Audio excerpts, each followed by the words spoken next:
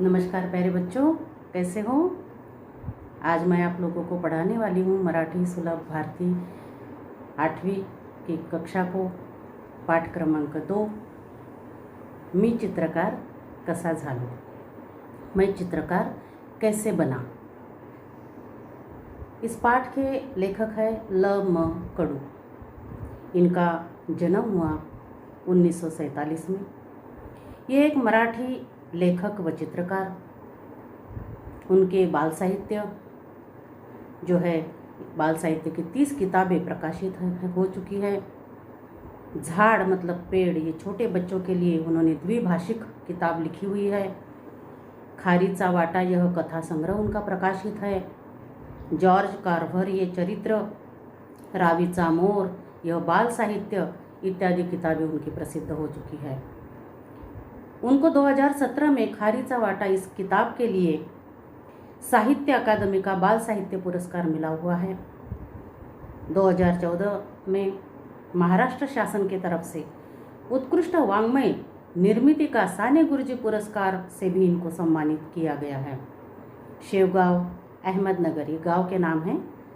यहाँ पर जनवरी 2018 में बालकुमार साहित्य सम्मेलन हुआ था। उस सम्मेलन के अध्यक्ष पद इन्होंने घोषित किया था। निसर्गाच्या सान्निध्यात आपल्याला आपल्यातील उपजत कला शोधण्याचे अनेक मार्ग सापडतात। लेखक कह रहे हैं कि हम जब निसर्ग के सानिध्य में, पर्यावरण के सानिध्य में रहते हैं तो हमें बहुत सारी ऐसी कलाएं, बहुत सारे ऐसे मार्ग मिल जाते हैं। वो कौन कौन से मार्ग मिल जाते हैं, कैसे कैसे कलाएं हमारे अंदर होती है, कैसे हमें पता चलता है, तो वह स्वानुभव से, खुद के अनुभव से उन्होंने इस पाठ में हमें बताया हुआ है। लेखक कह रहे हैं, मी तुमच्या एवढा असताना जे अनुभवलं पाहिलं ते तुम्हाला सांगणार आहे। लेखक कह रहे हैं कि मैं तुम्हारी इतना जब छोटा था, उस समय मैंने जो देखा है, जो मैंने अनुभव किए हैं, वह मैं आज तुम्हें बताने वाला हूँ। प्रथम निसर्ग, पहले तो मैं पर्यावरण के बारे में बताऊंगा। आपण निसर्गाला कधीही विसरून चालणार नाही। हमने कभी भी पर्यावरण को भूल नहीं कर सकते। भूलना ही नहीं चाहिए पर्यावरण को। क्यों? क्योंकि पर्यावरण हमें बहुत कुछ देता है। पर्यावरण हमारा सच्चा मित्र होता है। पर्यावरण हमें पेड़ पौधे, फूल फल क्या नहीं देता, सब कुछ देता है। इसलिए उसको भूलना हमारी भूल होगी। त्याच्या विरोधात न जाता मर्जीत राहणं, उसके विरोध में कभी भी नहीं जाना चाहिए, उसके मर्जी में रहना चाहिए, तो ही हमारा फायदा है। केव्हाही आपल्या फायद्याचा आहे तो हमारा कभी भी फायदा ही फायदा है। निसर्गातून आपलं पालन पोषण होतं। पर्यावरण की वजह से हमारा उदरनिर्वाह होता है। पालन पोषण मतलब उदरनिर्वाह होता है, पालन पोषण होता है। निसर्गच आपल्याला नाना कला सिखवतो और ये पर्यावरण ही हमें बहुत सारी, नाना मतलब विविध कलाएं सिखाता है। निसर्ग ढूंढात रहा मतलब पर्यावरण में जाते रहो, इधर से उधर घूमो पर्यावरण के बीच में। तुम्हाला सर्जनाच्या वाटा आपसुक सापडतील। यदि तुम पर्यावरण के साथ में दोस्ती करोगे तो तुम्हें सर्जनाच्या मतलब नई जो मार्ग है, वाटा मतलब नए मार्ग जो है तुम्हें अपने आप मिलेंगे। आता तुम्हाला माझीच गोष्ट सांगतो। अब मैं तुम्हें मेरी बात सुनाता हूँ। माझं प्राथमिक शिक्षण एका लहानशा खेड्यात झालं। मेरी जो प्राथमिक शिक्षा हुई वो एक छोटे से खेड़े में हुई, छोटे से गांव में। खेड़ा मतलब गांव, छोटे से गांव में हुई। माझं खेडं अतिशय निसर्गरम्य आणि सुसंस्कृत आहे। लेखक कह रहे कि मेरा जो गांव है यह बहुत निसर्गरम्य है और सुसंस्कृत है। घनदाट जंगल, वहाँ पर घना घना जंगल था। दुथड़ी भरून वाहणारी नदी और दुतारफा बहने वाली नदी थी।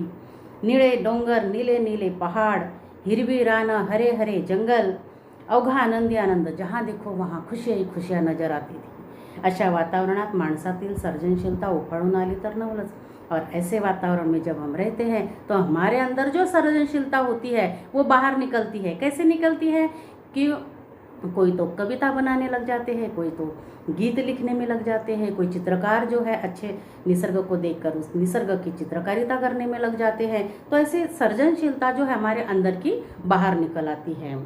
माझा एक मित्र होता, मेरा एक दोस्त था। आम्हाला खूप वाटायचं की आपण चित्र काढावं। हम दोनों को भी ऐसे लगता था कि हमने ना चित्र निकालने चाहिए। पण काय करणार, लेकिन क्या करेंगे, हमारे पास जो है आमच्याकडे कसलेच साधन नव्हते, हमारे पास कोई साधन नहीं था चित्र निकालने के लिए। कौन से साधन लगते हैं चित्र निकालने के लिए, तो देखो पेंसिल, रंग, ब्रश, तर सोडाच साधा कागदही नव्हता हमारे पास में। चित्र निकालने के लिए जो कैनवास पेपर चाहिए वो नहीं था, पेंसिल नहीं था, रबर नहीं थे, रंग नहीं था, ब्रश नहीं था, कुछ नहीं था। तिचे टुकड़े झाले, पाटीवर लिखण्याची एक पेंसिल और स्लेट के ऊपर जिस पेंसिल से तुम लिखते हो वो भी एक ही थी, टूट जाती थी, टुकड़े टुकड़े हो जाते तो संभालना पड़ता था, मतलब वो भी नहीं थी, तरी सांभाळून वापरावी लागायची। बड़ी संभाल कर उस स्लेट के ऊपर लिखने वाली जो पेंसिल होती है उसको बड़ी संभल कर हमें रखना पड़ता था।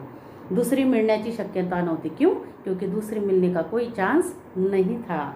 शिवाय सगळ्यात मोठी अडचण किंवा धाक असा होता की चित्रबित्र काढलेली ना मास्तरांना आवडायचे ना घरातल्यांना, और फिर डर था कि हम चित्र निकालेंगे तो ना तो घर वालों को पसंद पड़ेंगे, ना तो हमारे मास्टर जी को, और उल्टा कहेंगे कि अरे ये बड़ा बदमाश है, चित्र निकालता रहता है। तो ये भी डर था हमारे मन में। वैशाख महिन्यातलं ऊन करपवून टाकणारं असायचं। बैसाख महीने की जो धूप होती थी बहुत कड़ी रहती थी। आम्ही गावातली सगळी मुलं नदीच्या डोहात जाऊन पडायची। फिर गर्मी बहुत होती थी तो हम क्या करते थे, सारे दोस्त जो है नदी के किनारे जाते थे, वहाँ पर नदी में पहुँच जाते थे। उस पानी में, ठंडे ठंडे पानी में जो है वहाँ पर हम पड़े रहते थे, वहाँ पर नहाते थे। अंगात गारवा भरला कि पुन्हा काठावर येऊन बसायचं। जब फिर ठंड लगनी शुरू हो जाती थी और गर्मी दूर हो जाती थी तो हम जो है नदी के किनारे बैठ जाते थे। काठा लगत खूब खड़क होती। हम जब बैठे तो देखा कि नदी के किनारे बहुत बड़े बड़े पत्थर हैं, पाण्याच्या प्रवाहामुळे गुळगुळीत। हमेशा पानी के प्रवाह से वो कैसे हो गए थे, चिकने हो गए थे, सपाट झालेले, फ्लैट हुए थे, लांब रुंद पसरलेले और दूर तक फैले हुए थे। आम्हाला तिथंच आमचा कैनवास सापडला। फिर उधर ही हमें कैनवास मिल गया। कैसे, उन्होंने ये सोचा कि ये जो बड़े बड़े पत्थर है ना, इनके ऊपर हम चित्र निकालेंगे। क्या हुआ, हमारे पास कागज़ नहीं तो क्या हुआ, कैनवास मिल गया हमें, बड़े बड़े पत्थर है यहाँ पर नदी के किनारे, उसके ऊपर हम चित्र निकालेंगे। या भल्या थोरल्या खडकावर मनसोक्त चित्र काढता येणार होती और बड़े बड़े पत्थर थे और बड़े बड़े चित्र निकालेंगे। पण कशानं काढणार, लेकिन और दूसरा प्रश्न, भाई कैसे निकालेंगे, कहाँ से, मतलब किस तरह से, क्या लाएंगे हम इसको, हमारे पास तो कोई रंग ब्रश वगैरह नहीं है। तो ही मार्ग सापडला, लेकिन वो भी मार्ग मिल गया। इच्छा है तो मार्ग है, इच्छा नहीं है तो कोई मार्ग नहीं है। यदि हम कोई काम करना चाहते हैं तो हमारे पास में वो काम करने की इच्छा जो होती है वो मार्ग भी हमें मिलवा देती है। आमच्या त्या भागात तांबूस रंगाचा मुरुम असतो, हमारे उस भाग में जो है जो केशरी रंग का मुरुम मतलब पत्थर होता है। शिवाय पिवळट रंगाचे दगड सापडतात और पीले रंग के जो है पत्थर मिलते हैं। ते दगड़ आपटले की त्याची पिवळी पिवळी फक्की पड़ते। उन पत्थरों को जब नीचे पटकते हैं तो पीली पीली मिट्टी उससे बाहर निकलती है। अगदी पिठासारखी असती, बिल्कुल आटे की तरह महीन होती है। हवा तसं पानी घातलं की पिवळा रंग तैयार। फिर हमें जितना पानी उसमें डालना है उतना हम पानी डालकर उसका पीला रंग तैयार कर सकते हैं। मुरमाचा खड़ा ओला करून घेतला। मुरुम जो था केशरी रंग का, छोटा सा वो पत्थर लिया, उसको हमने पानी में डाला और खडकावर चित्र रेखाटना शुरू केलं और हमने पत्थर के ऊपर चित्र निकालना शुरू कर दिया। काय काढू आणि काय नको असं व्हायचं। अब क्या निकालना चाहिए और क्या नहीं ये सोचने लग गए कि अब हम क्या निकालें। अब हमारे पास तो कैनवास भी मिल गया हमें और ये इससे जो मुरुम है इसको पानी में डुबोकर जो है हम चित्र निकालने लग गए। अब क्या निकाले और क्या नहीं। गुडघ्यावर टेकून रेष काढण्यात दंग व्हायचं और हम घुटनों के ऊपर टेक कर लाइनें खींचते गए। रेषा काढीत हातभर पुढे सरकल्यावर मागे वळून पाहावं, हम लाइनें खींचते थे और एक हाथ आगे खिसक कर फिर पीछे मुड़कर देखते थे तो रेषा वाढून लाल जैसे झालेल्या असायच्या। तो लाइन जो हमने खींची थी वो कैसे दिखती थी, लाल लाल दिखती थी। आणखी सुरसुरी यायची और हमारे अंदर चित्र निकालने की जो है और भी हमारी आशा बढ़ जाती थी और हमें लगता था कि और भी निकालनी चाहिए चित्र। तापलेल्या खडकावर टेकून टेकून गुडघ्यांची साल्ट गेलेली लक्षातच यायची नाहीत और वो पत्थर ही है भाई, गर्मी के दिन तो थे ही, वो गर्म हो जाता था और ये घुटनों के बल पर वहाँ पर बैठकर चित्र निकाल रहे थे तो सारे घुटनों के जो है छिलके निकल गए थे। लेकिन जैसे आप लोग खेलने में मस्त होते हैं तो कोई पता नहीं चलता कि गर्मी है कि क्या है ना। उसी तरीके से ये चित्र निकाल रहे हैं धूप में और वो पत्थर जो है गर्म हो चुका है, लेकिन फिर भी छिलके तो निकल रहे हैं घुटने के, फिर भी अपना चित्र निकालने का काम जो है शुरू है, जारी है। काही दिवसांनी वाटायला लागलं की यात रंग भरावे। कुछ दिनों के बाद ऐसे लगा कि अब इनमें रंग भरने चाहिए। कई दिवसांनी, कुछ दिनों के बाद कि यात रंग भरने चाहिए, कि इसमें आप रंग भरने चाहिए। पण ते कुठून आणणार, लेकिन वो कहाँ से लाएंगे।